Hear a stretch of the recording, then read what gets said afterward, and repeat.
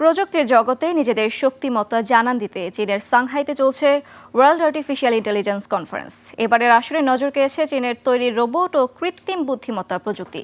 যুক্তরাষ্ট্রের open AI কিংবা অ্যানথ্রোপিকের মতো বড় কোম্পানিগুলোকে টেক্কা দিতে ওপেন সোর্স প্রযুক্তির উপর জোর দিচ্ছে চীন। সম্মেলন উদ্বোধন করে এআই খাতকে বৈশ্বিক প্রতিযোগিতার প্রধান হাতিয়ার হিসেবে উল্লেখ করেছেন দেশটির প্রেসিডেন্ট শি জিনপিং। বিস্তারিত জানাচ্ছেন শাহরিয়ার জামান। চা বানানো থেকে শুরু করে কারখানার নিখুঁত কাজ সবই করছে রোবট। এমনকি নাচ গান বা উঁচু ভবনের নিরাপত্তা পাহারা কোনো কিছুতেই পিছিয়ে নেই তারা। সাংহাইয়ের এআই প্রদর্শনীতে আসা দর্শনার্থীরা রোবটের হাতের গরম চা খেয়ে যেমন চমকে যাচ্ছেন, তেমনই অবাক হচ্ছেন এদের মানুষের মতো স্বভাব দেখে। রোবট এখন আর সেলফ দেখানোর জিনিস নয়, বরং মানুষের দৈনন্দিন জীবন ও উৎপাদন ব্যবস্থার অবিচ্ছেদ্য অংশ হয়ে উঠেছে।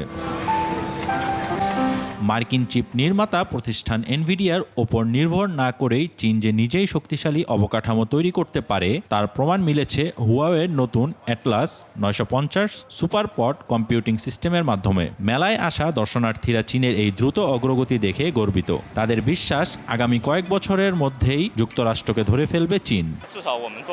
আমরা মূলত এআই অ্যাপ্লিকেশন বা সফটওয়্যার নিয়ে কাজ করি। ফাউন্ডেশন মডেল বা মূল প্রযুক্তির দিক থেকে আমরা এখনও কিছুটা পিছিয়ে আছি ঠিকই, তবে এই দূরত্ব ঘুচিয়ে ফেলা অসম্ভব নয়। উদ্বোধনী অনুষ্ঠানে যোগ দিয়ে চীনের প্রেসিডেন্ট শি জিনপিং স্পষ্ট বার্তা দিয়েছেন, এআই প্রযুক্তিতে মার্কিন আধিপত্যকে চ্যালেঞ্জ জানিয়ে একটি নতুন বৈশ্বিক এআই ব্যবস্থার উপর জোর দেন তিনি।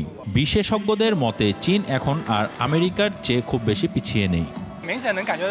আমি পরিবর্তনটা পরিষ্কার দেখতে পাচ্ছি।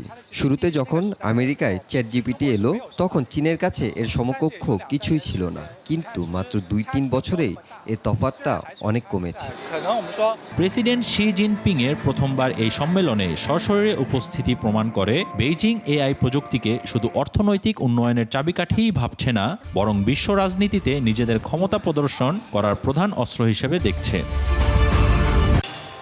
শাহরিয়ার জামান, ডেস্ক রিপোর্ট, 21 টেলিভিশন।